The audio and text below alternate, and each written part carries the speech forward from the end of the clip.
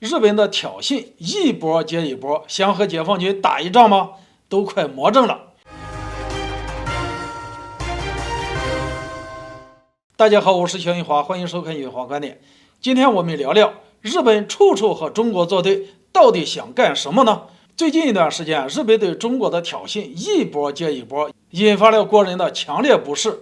先是在台海问题上说三道四，对中国倒打一耙，不久后突然宣布要在冲绳部署远程导弹。最近在日本主导的第8届东京非洲发展国际会议上，日方又大放厥词，炒作所谓的中国债务陷阱。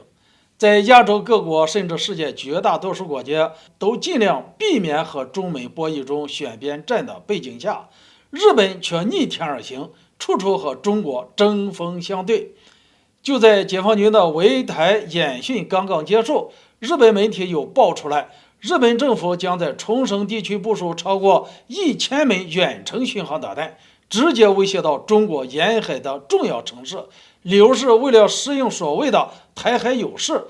此前就有消息称，日本计划在冲绳附近我国台湾的所谓西南岛屿部署美军的中程导弹，引发中方的强烈反应。如今又爆出部署1000枚远程巡航导弹，我们好奇的是，他如何因应台湾优势呢？难道日本还想和解放军打一仗不成？值得一提的是，无论是上一任的安倍政府，还是现任的安田政府，日本都在持续增加防务预算。就在拜登访问日本期间，安田主动向拜登保证，日本将计划防御预算提高到 GDP 的2%。届时，日本的国防预算一举进入世界第3，超过俄罗斯和印度。我们知道，日本的防卫基本靠美国。而且日本还是一个不允许拥有军队的2战战败国。就在中美博弈日益激烈的情况下，他突然增加那么多所谓的防务预算，当然是要为打仗做准备的。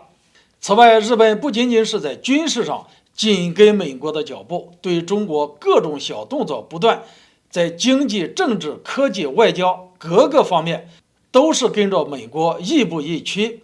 最近在日本主导的东京非洲发展国际会议上，按理说日本只需要谈论日本将来如何帮助非洲发展就行了。在我们看来，非洲需要所有有能力的国家提供帮助，都会表示欢迎。可笑的是，安田在发言中话锋一转，大肆炒作所谓的中国债务陷阱，还宣称日本将和非洲共同发展，和中国的做法完全不同。估计非洲兄弟听了也是一头雾水哪来的什么债务陷阱啊？当我们回顾日本的这段时间接连做过的3件事情，这个国家似乎快要魔怔了。美国因为缺乏自信，又极度害怕失去全球的霸权地位，所以想要通过围堵和打压等不择手段，不惜冒着和中国发生军事冲突的风险，也要在中国的崛起之路上下黑手使绊子。可是日本这么做图什么呢？根据我个人的长期观察，至少有3点值得分享。哪3点呢？第一，站在日本的角度来看，我国的台湾省曾经是日本的殖民地，日本通过皇民化教育培养了一大批的亲日分子，长期为日本输送好处。日本至今不希望放弃在旧殖民地的既得利益，插足台海事务也是和岛内分裂势力的内外勾连。第二，在美国的干预下，台海存在爆发战争的风险，届时日本赖以生存的海上通道将受到威胁。日本不愿意，也没有能力阻止美国在本地区挑起代理人战争，因此直接站在美国的角度，将矛头对准中国，企图阻止中国的统一大业，以维护日本的海上通道安全。